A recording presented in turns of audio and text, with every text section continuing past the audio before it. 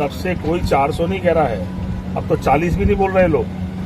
तो मैंने कहा कि मनोबल उनका अपने आप जिस दिन से गठबंधन बना है और जब लोगों तक पहुंचे हैं कार्यकर्ता मिलकर, लोगों में अपार उत्साह है, लोग उम्मीद भरी नजरों से देख रहे हैं। पिछले 10 सालों में बड़ी बड़ी बातें और अच्छे भाषण तो मिले हैं, पर गरीबी बढ़ी है, गांव में कर्जा बढ़ा है, किसान की आमदनी दुगनी की बात की जा रही थी और कर्जा 5 गुना हो गया।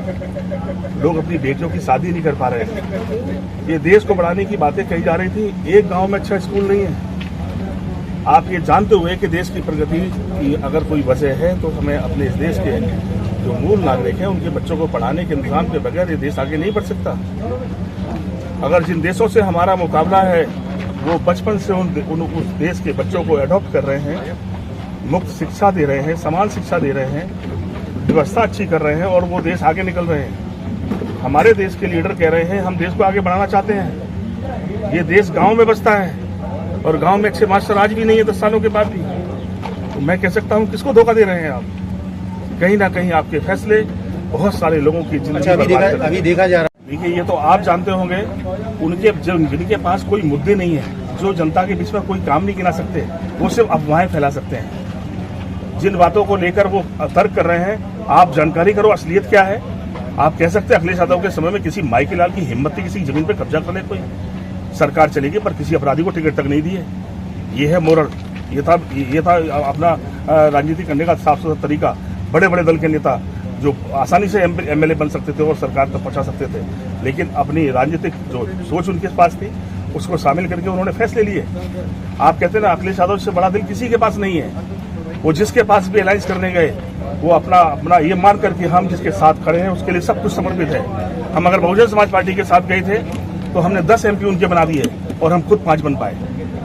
हम आज कांग्रेस के साथ भी हैं, तो इस सीट पर जिस पर कांग्रेस लड़ रही है, इस सीट पर समाजवादी पार्टी 4 लाख से अधिक वोट पाई थी, लेकिन और कांग्रेस 80,000 वोट पाई।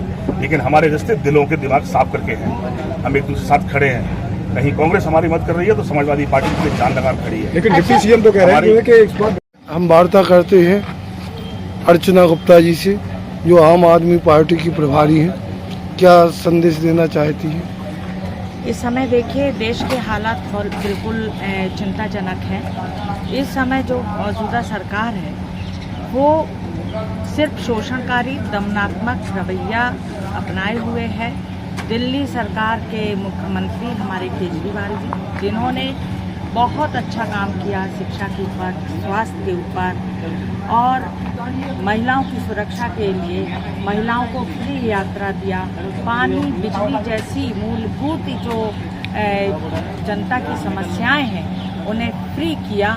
तो ये तमाम सारी चीज़ों से बौखला गई मौजूदा सरकार और उनके पीछे ईडी, CID तमाम सारे हथकंडे अपनाकर सिर्फ उनका मकसद था कि ये इनका जो मनोबल तोड़ना कार्य है वो सिद्ध ना हो। मनोबल तोड़ने के लिए उन्हें जेल में बंद कर दिया। दिल्ली के सरकारी स्कूलों की शानदार जो स्थिति रही और उनका शानदार परिणाम रहा वो किसी से अछूता नहीं रहा। उन्होंने स्वास्थ्य के ऊपर बहुत काम किया।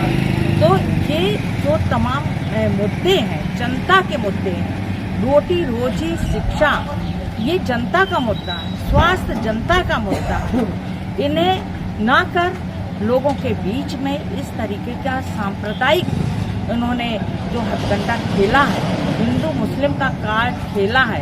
और पूरा जो मैं मीडिया के ऊपर भी बात करूंगी कि सभी मीडिया नहीं है, लेकिन जो आज हम टीवी पे देखते हैं वो इस तरीके से परोसा जा रहा है कि सिर्फ एक ही पक्ष दिखाकर और झूठ एकदम। तो इस सबसे आज हम इंडिया गठबंधन के तहत प्रदीप जैन आदित्य के पक्ष में इस समय हम लोग काम कर रहे हैं। हम चाहेंगे कि इंडिया गठबंधन की सरकार बने जिससे कि तमाम जो शोषणकारी दमनात्मक रवैया है उससे निजात मिले। यदि आपकी इंडिया गठबंधन की सरकार बनती है तो आप किसानों, तो आप क्या जनता क्या संकल्प? हम लोग किसानों को हम हमेशा किसान इस सरकार में जब सड़क पर है, आंदोलन कर रहा है, तो आपने देखा होगा कीलें ठोकी जा रही हैं और तमाम सारे ऐसे एक ही व्यक्ति को प्राइवेट जो कर दिया गया है, एक ही व्यक्ति खरीद फरोख्त कर सकता है। तो ये तमाम सारी चीज़ें किसानों के लिए ठीक है। किसान बहुत मेहनत करता है और हमारे देश का 80% जनता किसान है और किसान जब तक खुशहाल नहीं रहेगा, जब तक देश खुशहाल नहीं रहेगा। जवाहरलाल नेहरू और गांधी हमेशा कहा करते थे कि 80% हमारी जो भारत की जनता है वो